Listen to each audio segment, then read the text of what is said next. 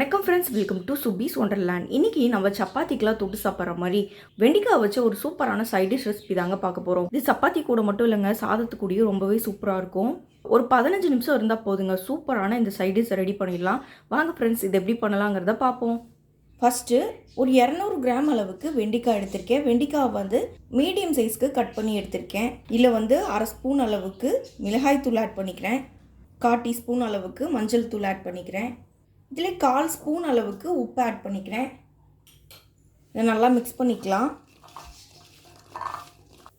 இப்போ ஒரு பாத்திரத்தை சூடு பண்ணியிருக்கேன். இதில் வந்து ஒரு 2 ஸ்பூன் அளவுக்கு எண்ணெய் ஆட் பண்ணிக்கிறேன்.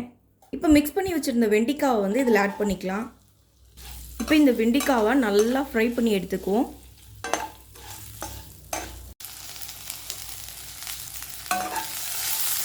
இப்போ ஒரு வெண்டிக்காய் வந்து ஓரளவுக்கு நல்லா ஃப்ரை ஆயிடுச்சு. இப்போ இதை தனியாக எடுத்து வச்சுக்கலாம்.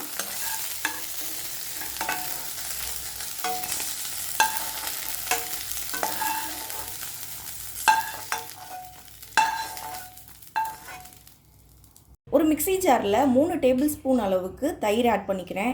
இதிலே ஒரு 5லேருந்து 6 முந்திரி ஆட் பண்ணிக்கலாம். அரை ஸ்பூன் அளவுக்கு மிளகாய் தூள் ஆட் பண்ணிக்கலாம். 1/4 டீஸ்பூன் அளவுக்கு மஞ்சள் தூள் சேர்த்துக்கிறேன். தேவையான அளவு உப்பு சேர்த்துக்குவோம். 1 ஸ்பூன் அளவுக்கு கரம் மசாலா சேர்த்துக்கிறேன். ஒரு சின்ன துண்டு இஞ்சி ஆட் பண்ணிக்கிறேன். 3 பல் பூண்டு ஆட் பண்ணிக்கிறேன். இப்போ இது எல்லாத்தையும் ஃபைன் பேஸ்ட்டாக அரைச்சி எடுத்துகிட்டு வந்துக்கலாம். வெண்டிக்காய் ஃப்ரை பண்ண அதே பேனில் வந்து ஒரு டேபிள் ஸ்பூன் அளவுக்கு எண்ணெய் ஆட் பண்ணிக்கிறேன். 1 டீஸ்பூன் அளவுக்கு சீரகம் சேர்த்துருக்கேன். இப்போ சீரகம் நல்லா பொரிஞ்சதுக்கப்புறமா ஒரு பெரிய வெங்காயத்தை சின்ன சின்னதாக கட் பண்ணி இதில் சேர்த்துக்கிறேன். இப்போ வெங்காயம் இந்த எண்ணெயிலேயே நல்லா வதங்கி வரட்டும்.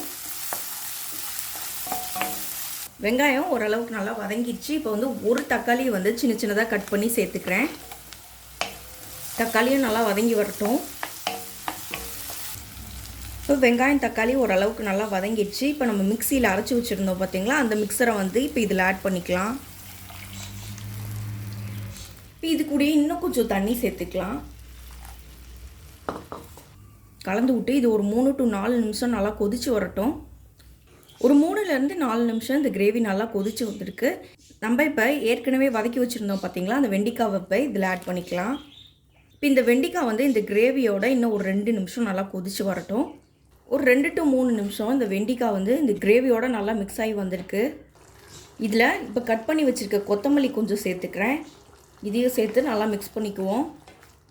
அவ்வளோதான் ஃப்ரெண்ட்ஸ், நமக்கு வெண்டிக்காய் தயிர் கறி சூப்பராக ரெடி ஆயிடுச்சு. இப்போ ஃப்ளேம் ஆஃப் பண்ணிக்கலாம். இப்போ ரொம்பவே டேஸ்டியான வெண்டிக்காய் தயிர் கறி சூப்பராக ரெடி ஆயிடுச்சு ஃப்ரெண்ட்ஸ். நீங்களும் இந்த ரெசிபியை ட்ரை பண்ணி பார்த்துட்டு உங்கள் கருத்துக்கெல்லாம் மறக்காமல் கமெண்ட் பாக்ஸில் தெரிவிங்க ஃப்ரெண்ட்ஸ். மீண்டும் இன்னொரு நல்ல ரெசிபியோடு உங்களை மீட் பண்ணுறேன். அதுவரை உங்களிடமிருந்து விடைபெறுவது சுபீஸ் ஒண்டர்லேண்ட். தேங்க்யூ.